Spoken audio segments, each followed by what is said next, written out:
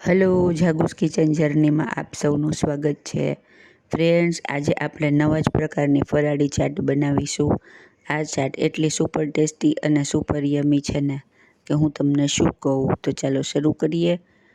આના માટે આપણે સૌથી પહેલાં એક મીડિયમ સાઇઝનું બાફેલું બટેટું લેશું. બટેટાને મેં બાફી અને પછી છોલી લીધું છે. હવે તેના આપણે આવી રીતે મેશ કરી અને માવો બનાવી લેશું. ફ્રેન્ડ્સ, આટલા માપમાંથી 2 સર્વિંગ રેડી થશે. બટેટું મીડિયમ સાઇઝથી સહેજ મોટું એવું લેવાનું છે અને તેને સરસ બાફી લેવાનું છે. જો આપણા બટેટાનો માવો રેડી થઈ ગયો છે. હવે આપણે તેમાં મસાલા કરીશું. આના માટે 1 મોટી ચમચી શેકેલા સિંગદાણાનો પાવડર, 1 ચમચી જેટલા કોથમીર મરચાં ઝીણા સમારેલા, અડધી ચમચી ધાણા જીરું પાવડર, પિંચ જેટલી હળદર, સ્વાદ મુજબ મીઠું, સ્વાદ મુજબ લીંબુ અને ખાંડ નાખીશું. ખાંડ, લીંબુ વગેરે તમે તમારા ટેસ્ટ મુજબ ઓછું વધારે કરી શકો છો. હવે આપણે બધું બરાબર મિક્સ કરી અને તેનું સ્ટફિંગ રેડી કરીશું. ફ્રેન્ડ્સ, આ ચાટ તમે ફરાળમાં ન ખાવાની હોય અને સાદી રીતે ખાવાની હોય તો તમે ચણાના લોટમાં ડીપ કરીને પણ કરી શકો. પણ અત્યારે આપણે ફરાળી કરીએ છીએ એટલે મેં સિંગોડાનો લોટ 1/2 કપ જેટલો લીધો છે અને ત્યારબાદ તેમાં 1 મોટી ચમચી જેટલો રાજગરાનો લોટ એડ કરેલો છે. હવે તેમાં સ્વાદ મુજબ મીઠું અને પિંચ જેટલા તીખાનો પાવડર એડ કરી લેશું અને તેની આપણે બેટર જેવું બનાવી લેશું. જરૂર મુજબ પાણી એડ કરતા જઈ અને તેનું બેટર રેડી કરવાનું છે. બેટર સેમી થીક આપણે ભજીયાનું બેટર રાખીએ તેવું રાખવાનું છે. મેં કહ્યું ને તેમ તમે જો ફરાળમાં ન ખાતા હો તો ચણાના લોટનું બેટર આવી રીતે રેડી કરી અને તેની ચાટ બનાવી શકાય. આપણું ફરાળી લોટનું બેટર રેડી થઈ ગયું છે. હવે આપણે તેને એકદમ મિક્સ કરી અને મૂકી દેશું. જુઓ, આપણને આવી કન્સિસ્ટન્સી જોશે.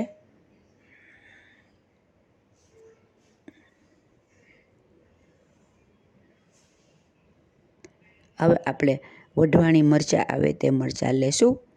વઢવાણી મરચાં થોડા મોટા હોય અને મરચાં થોડા મોટા હોય તેવા લેવાના છે. એકદમ તીખા નથી લેવાના અને વચ્ચેથી આવી રીતે કટ આપી દેશું. વઢવાણી મરચાં એકદમ મોટી સાઇઝના અને અંદરથી એકદમ સરસ પોલા અને જાડી છાલના હોય છે, તો તેના સરસ ભજીયા રેડી થશે. હવે આપણે તેને આમાં સ્ટફિંગ ભરી દેશું. આવી રીતે સહેજ ફિટ એવું બટેટાનું સ્ટફિંગ ભરી દેવાનું છે. બધા મરચાં આવી રીતે રેડી કરી લેવાના છે. આટલામાંથી 4 જેટલા મોટા મરચાં રેડી થશે.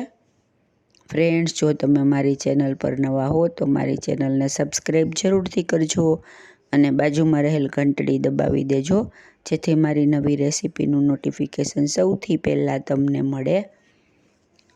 ફ્રેન્ડ્સ, આ રીતે જો તમે ફરાળ બનાવશો તો બધા હોશે હોશે ઉપવાસ કરશે અને રહેશે અને ખાવાની એકદમ મજા પડી જશે. તો તમે આખો વિડીયો ચોક્કસથી જોજો. આપણા મરચાં રેડી થઈ ગયા છે. હવે આપણે આપણું બેટર ઓછું હોવાથી આપણે તેને એક ગ્લાસમાં લઈ લેશું.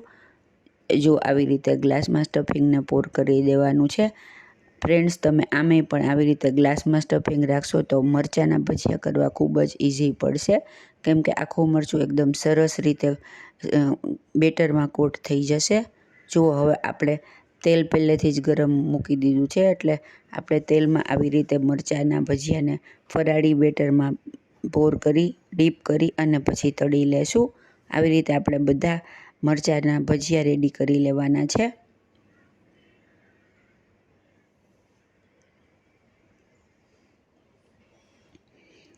આ એક અલગ જ જાતનું કે નવું હટકે ફરાળ છે, તો તમે ચોક્કસથી બનાવજો. ખાવાની મજા જ પડી જશે. જો આવા આપણે ગોલ્ડન બ્રાઉન કલરના ફરાળી ભજીયા મરચાંના બધા તળી લેવાના છે અને ઠરે પછી આવી રીતે તેના પીસ કરી લેવાના છે. એક મરચાંમાંથી મેં અત્યારે 3 પીસ રેડી કરેલા છે. હવે આપણે પીસને એક સર્વિંગ બાઉલમાં લઈ લેશું. હવે આપણે તેને ચાટના ફોર્મમાં ખાવાના છે. તમે એમ પણ ચટણી સાથે ભજીયાના ફોર્મમાં પણ ખાઈ શકો, પણ અત્યારે આપણે ચાટ બનાવીએ છીએ એટલે મેં તેની ઉપર ગળ્યું દહીં એડ કરેલ છે. દહીંમાં ખાંડ નાખી અને તેને ગળ્યું બનાવી લીધું છે, તે એડ કરીશું. તે આશરે મોટા 3 ચમચા જેટલું છે. હવે તેમાં આપણે મીઠી ચટણી એડ કરીશું. આ ચટણી મેં ફક્ત ખજૂરથી જ બનાવેલી છે. ખજૂરની અંદર ગરમ પાણીમાં ખજૂરને બોળી અને અંદર સેજ લાલ મરચું અને ધાણા જીરું મીઠું નાખી અને ચટણી બનાવેલી છે. ત્યારબાદ લીલી ચટણી પણ એવી જ રીતે ફરાળી બનાવેલી છે. કોથમીર અને આદુ મરચાં અને શિંગદાણાની બનાવેલી છે. ત્યારબાદ ઉપર તળેલા શિંગદાણા એડ કરીશું. પછી ચાટ હોય એટલે દાડમના દાણા ના હોય તો કેમ ચાલે, એટલે દાડમના દાણા એડ કરીશું. તમે આમાં મસાલાવાળા શિંગદાણા પણ લઈ શકો, તે પણ ખૂબ જ સરસ લાગે. અને રાજગરાની સેવ બનાવીને તે પણ લઈ શકો, તે પણ સરસ લાગશે. અત્યારે આપણે આની ઉપર ફરાળી ચેવડો એડ કરીશું. તમારી પાસે ફરાળની જે કોઈ આઈટમ હોય તે તમે આની અંદર નાખી અને ચાટના ફોર્મમાં લઈ શકો, ખૂબ જ સરસ લાગશે.